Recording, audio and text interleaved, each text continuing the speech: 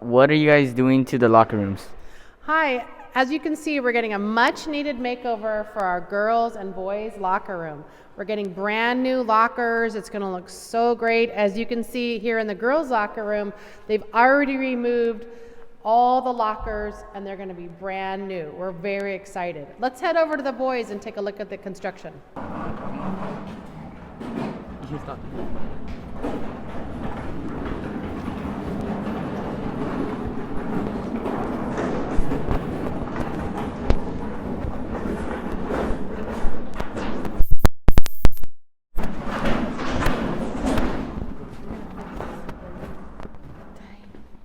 Approximately when do you think the locker rooms will finish? We're hoping they're finished by the end of the month. As you can see, they're still working on removing some of the boys' locker rooms, the boys' lockers over there. And the other lockers are actually here on site. So we can't wait for them to be installed and have a brand new locker at Shepherd. Thank you. Okay, thank you.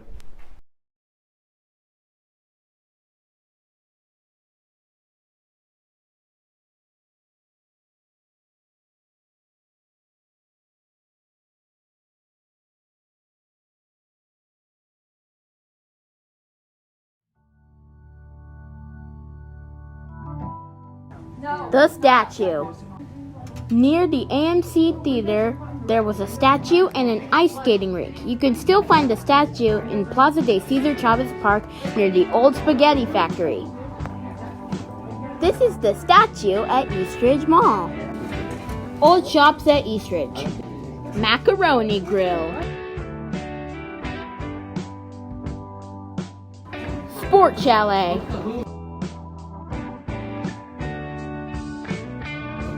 Circuit City. Circuit City was an electronics store located where Fresco Supermarket is today. Bed Bath & Beyond. This Bed Bath & Beyond location had 3 floors. The upper level had the Beyond section where the coffee mugs were, and the lower level had the bed and bath section, and the cellar was where Bye Bye Baby was. Bounds City.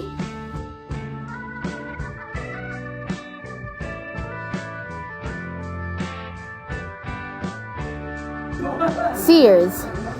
Legends say that ghosts haunt Sears and pop out of nowhere where the elevator and escalators are.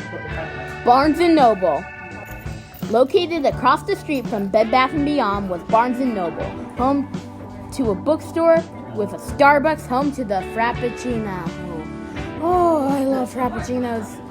We're happy to be celebrating the 51st anniversary of Eastridge. This new Eastridge Mall will have a new store called Bed Bath & Beyond Plus, with everything from Bye Bye Baby all the way to a jump house. Happy birthday to you. Happy birthday to you. Happy birthday, dear Eastridge. Happy birthday to you.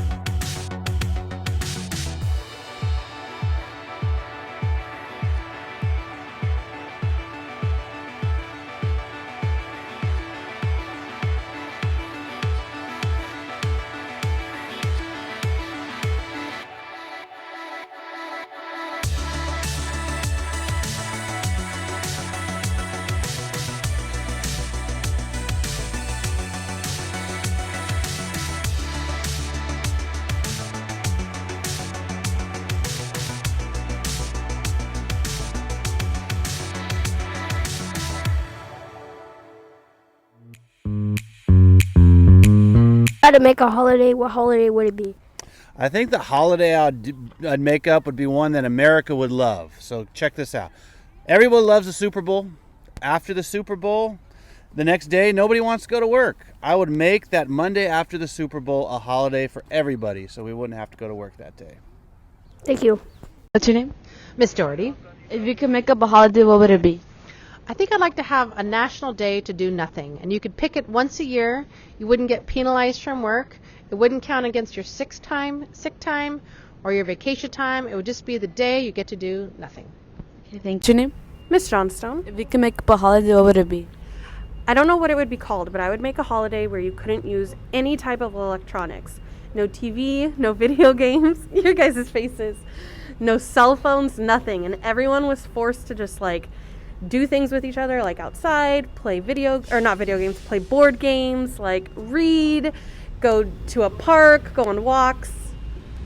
It's a great holiday, right? Don't you wish we could do that? Yeah.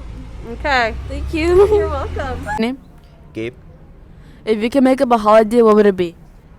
for everyone to give me presents. Okay, thank you. What's your name? Ariana, If you could make up a holiday, what would it be? that we don't have a school for at least a month. Okay, thank you. What's your name? Melody. If you could make up a holiday, what would it be? An anime day. Okay, thank you. What's your name? Henry. If you could make up a holiday, what would it be? White People Month. Okay, thank you. Holiday, what would it be? I would make a drawing day because there's a lot of people that like are really good at drawing. So I think that, yeah. Okay, thank you. Name? Jeremy. If you could make up any holiday, what would it be? Shrek Day. Okay.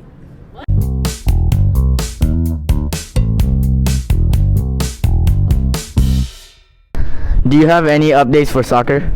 Well, we're having a rough season this year.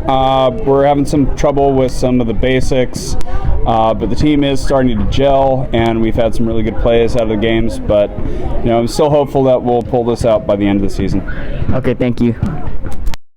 All right, Mr. Johnson, is there any updates for volleyball?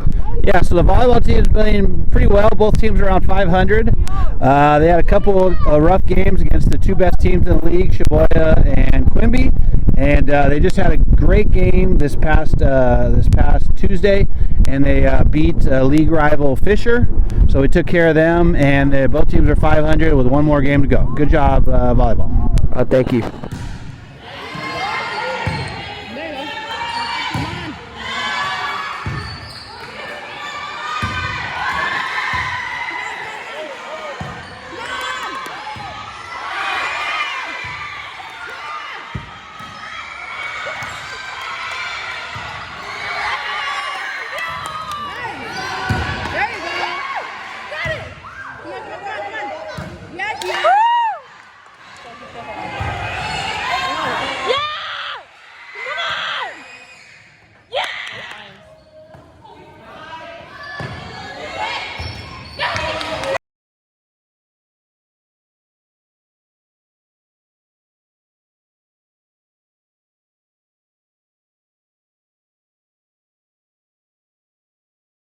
Hit. Oh, we got action.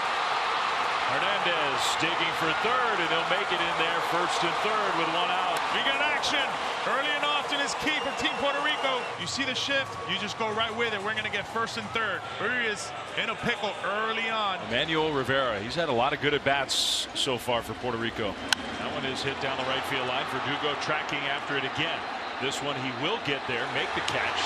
Kike tags. Here comes the throw all the way home. It's offline.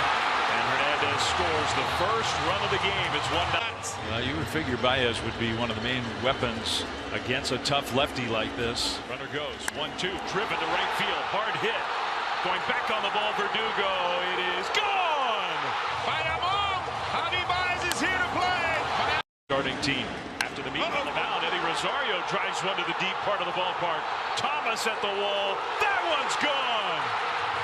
Lefty in the lineup. At times you can tell the demeanor in Urias, right? Took his time with that pitch. Too much for Martin Maldonado right there. Changeup. Struck him out with the changeup. So Lindor goes down swinging for the second time. That's more like it for Urias. He strikes out the side. We're seeing Marquez at his finest right now. So here's Isaac Paredes, right-handed hitter. That ball's hammered to left center field. Going back on the ball is Rosario, and it's gone. Paredes goes deep, and Mexico is on the board. He's a hanging slider. Second time Marcus Stroman in this tournament has thrown bad sliders and have gotten deposited. That's a really good swing right there. Short to the baseball, staying Straight away center field. And he didn't get the fastball. He hits a chopper towards second. Gloved to the bag for one, and the throw to first, double play. Urias has definitely made the adjustment right now. Just a good double play right there. Well handled by Alan Trejo. Swinging at the first pitch. Worked. Bases loaded, one out. Talk about a moment for Verdugo. 1 for 18 in the tournament. Middle of the field is the play. Another 3-2 for Marcus Stroman. Here comes Verdugo to shallow center. A little bloop, and it's going to fall. Base hit. Everybody had to make sure, so Thomas comes in to score. Bases still loaded. It's 4-2. Professional. Alex Verdugo. Absolutely professional. Grinding and at bat at his finest. Pulled with the shift off.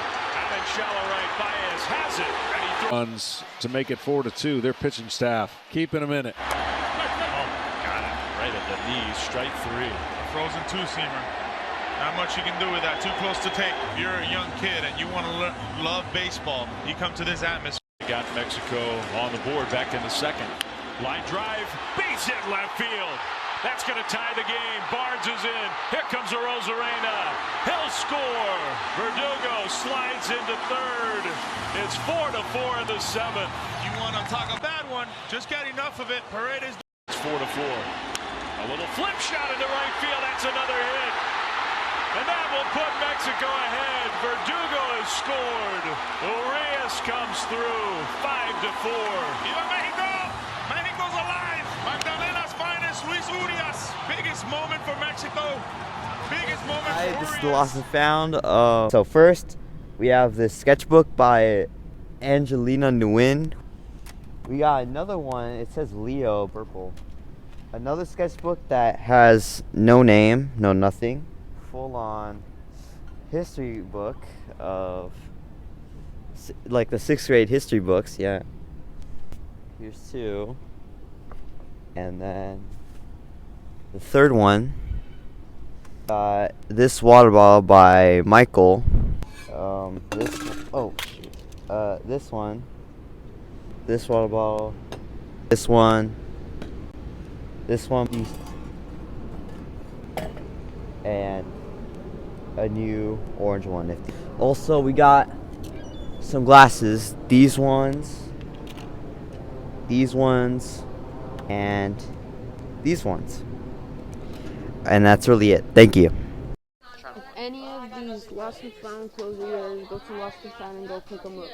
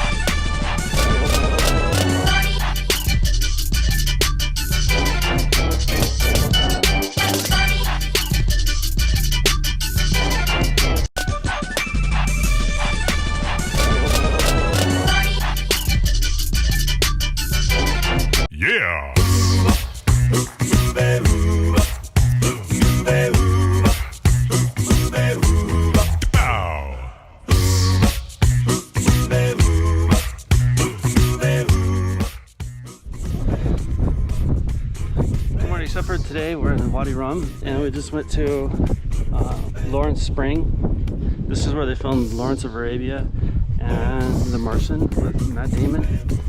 And my wife finally got her camel ride. Hi. We felt a little guilty for the camels, but we gave them an apple, but they didn't like it. But you can, yeah, I think they're old and they don't have that many teeth left. But very beautiful. You can see it looks like Mars, the biggest desert in the Middle East. Okay. Oh, yeah.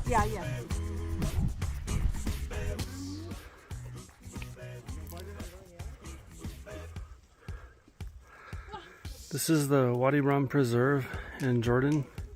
It's this location of a lot of famous movies like Lawrence of Arabia and The Martian, but it's also just a desert that they passed through when the silk trade was going on. You had the camel caravans going to India and Asia to get frankincense and myrrh.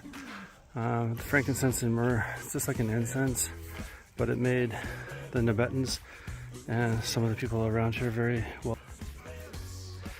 They were very wealthy until the Romans took it over, and then the Romans they learned a way to predict the monsoons and to sail. And sailing was much cheaper than camel caravans, and that's when it kind of went into collapse. Good morning, Shepherd. I think I'm crossing the most heavily protected border in the world that I can think of, going into Israel. It makes the border of the United States seem pretty mellow between Mexico and the United States. But there were 3 checkpoints in Jordan just to leave Jordan and get close to the border with Israel. But there's a long history of reasons for it, but it's a pretty interesting experience.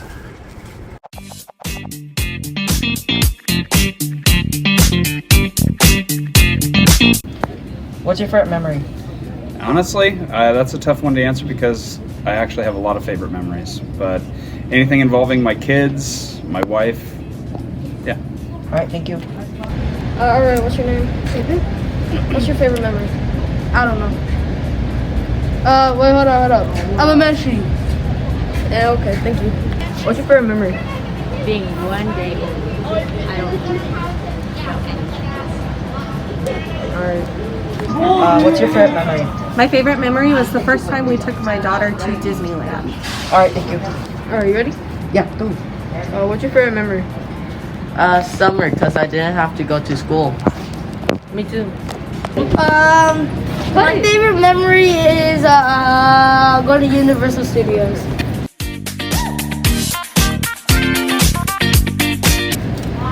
I've been there like 900 times.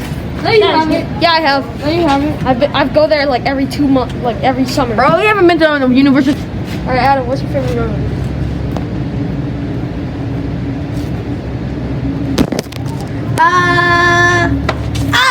All right, cut that. Bro. No, keep it. Cut it. Keep that as a blooper. Keep that as a blooper. Cut it.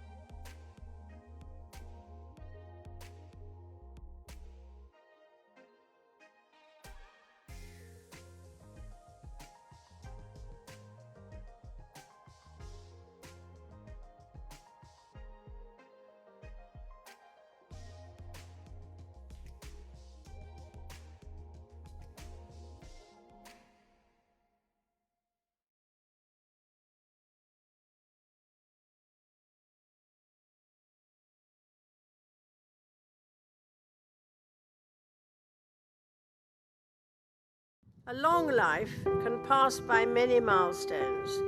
My own is no exception. It has always been easier to hate and destroy. To build and to cherish is much more difficult. I declare before you all that my whole life, whether it be long or short, shall be devoted to your service and to the service of our great imperial family to which we all belong. It's understandable that we sometimes think the world's problems are so big that we can do little to help. On our own, we cannot end wars or wipe out injustice, but the cumulative impact of thousands of small acts of goodness can be bigger than we imagine. It's worth remembering that it is often the small steps, not the giant leaps, that bring about the most lasting change. When people in 53 years from now look back on us, they will doubtless view many of our practices as old-fashioned. But it is my hope that when judged by future generations, our sincerity, our willingness to take a lead, and our determination to do the right thing will stand the test of time. We will succeed, and that success will belong to every one of us.